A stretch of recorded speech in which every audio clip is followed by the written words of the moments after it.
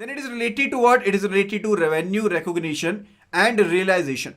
It is related to revenue recognition and realization. So revenue is recognized only and when sale is actually made. तो मैंने आपको already बताया था कि जब मैंने एक्चुअल में सेल कर दी है, जब मैंने एक्चुअल में सेल कर दी है तभी सिर्फ रेवेन्यू को मैं यहां पर क्या करूंगा, रेकॉग्नाइज करूंगा, अदरवाइज रेवेन्यू को रेकॉग्नाइज नहीं करूंगा, क्योंकि जब तक मेरे पास जो ट्रांजैक्शन थी वो कंप्लीट नहीं हुई है तब तक मैं ये नहीं मानूंगा कि मेरा प्रॉफिट अराइज हुआ है। जब मैंने यहां पर गुड्स मेरे बेची हैं, मान लीजिए मैंने किसी को सेल की है, तो जब तक ये रियलाइज नहीं होगा, जब तक मुझे उसका पैसा नहीं मिलेगा, मैं ये नहीं मानूंगा कि सेल हो गई। यहां पर मैं ये नहीं मानूंगा सेल हो गई है, या तो वो रियलाइज हो गई हो या फिर यहां पर इस पर्सन ने एडमिट कर लिया हो कि हाँ ये पैसा आ गया, यानी कि डिलीवरी ऑफ गुड्स हो गई हो, यानी कि डिलीवरी ऑफ गुड्स जो है वो यहां पर हो गई है, तभी उसे मैं यहां पर मानूंगा कि ये सेल मेरे पास रियलाइज हो गई है। So till realisation no sale is said to have been completed. तो रियलाइजेशन तक मैं ये नहीं कहूंगा कि कोई भी मेरे पास जो सेल है वो यहां पर कंप्लीट हुई है, उसे मैं रियलाइज्ड नहीं मानूंगा।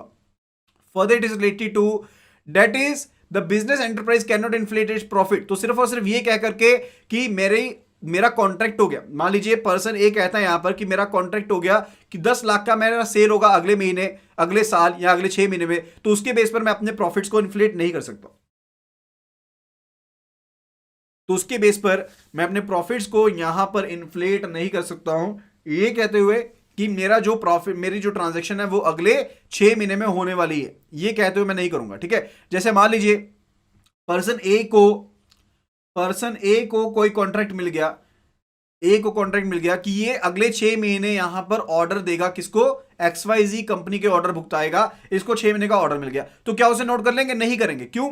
क्योंकि अभी उसने ट्रांजैक्शंस की, उसने यहां पर डिलीवरी ऑफ गुड्स या सर्विसेज नहीं की है, तो यहां पर सेल कंप्लीट ही नहीं हुई है। अभी हो सकता है ना कि ये कर ही ना पाए एंड इसका यहां पर फुलफिल ना हो, तो यहां पर इस वजह से जो भी एंटिसिपेटेड प्रॉफिट्स हैं उनको हम कवर अप नहीं करते हैं। सिर्फ और सिर्फ जैसे जैसे यहां पर डिलीवरी होती रहेगी एंड फर्दर रिसिप्ट हो जाएगा XYZ के द्वारा, तब हम यहां पर उस प्रॉफिट को, हम यहां पर ट्रांजैक्शन को रिकॉर्ड कर सकते हैं। ठीक है, तभी रेवेन्यू जो है उसे रिकॉग्नाइज किया जाएगा। Okay, then it is related to accrual and cash basis. तो accrual basis and cash basis में हमने कवर किया था। तो कैश बेसिस क्या रहता है?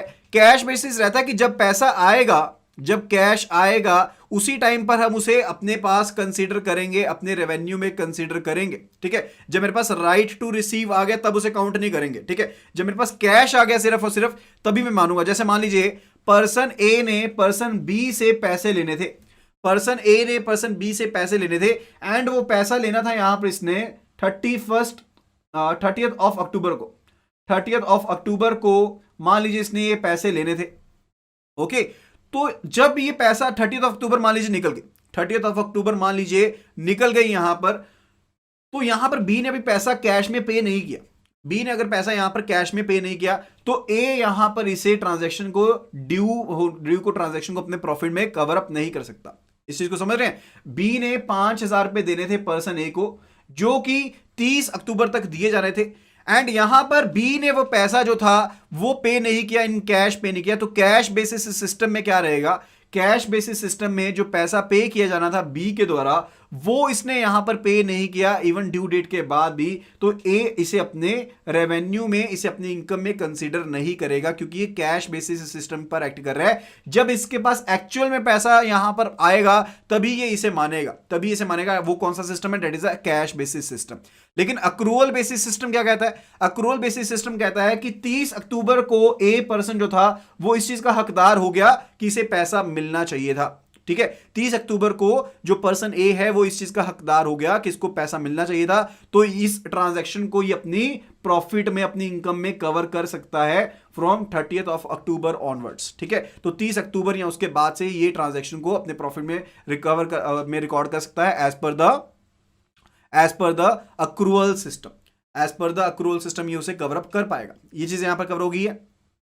ठीक है, तो कोई भी चीज जो ड्यू हो गई है लेकिन रिसीव नहीं हुई है, कोई भी चीज, चाहे वो इनकम है, चाहे वो एक्सपेंसेस हैं, ठीक है। जो ये भी हो सकता है ना कि आपने किसी को सैलरी पे करनी हो, आपने सैलरी पे करनी है एम्प्लॉय को, लेकिन सैलरी ड्यू तो हो गई, आप सैलरी पे करते हैं 10 तारीख को, हर 10 तारीख को आप सैलरी पे करते हैं। अब 10 तारीख तो हो चुकी है लेकिन आपने सैलरी पे नहीं की है, तो ये कौन सा अकाउंट है? Basically this would be the salary payable. अब ये क्या बन जाएगा? सैलरी पेएबल बन जाएगा, क्योंकि आपने सैलरी पे करनी है तो आपको इसे अपने एक्सपेंसेस में नोट करना पड़ेगा, तो आपको इसको अपने एक्सपेंसेस में नोट करना पड़ेगा। इसी तरह से जो इनकम रिसीव होनी थी, चाहे अभी रिसीव नहीं हुई है लेकिन ड्यू हो चुकी है, आप उस इनकम के हकदार बन चुके हैं, तो आप उसे रिकॉर्ड करेंगे। That is basically accrual system.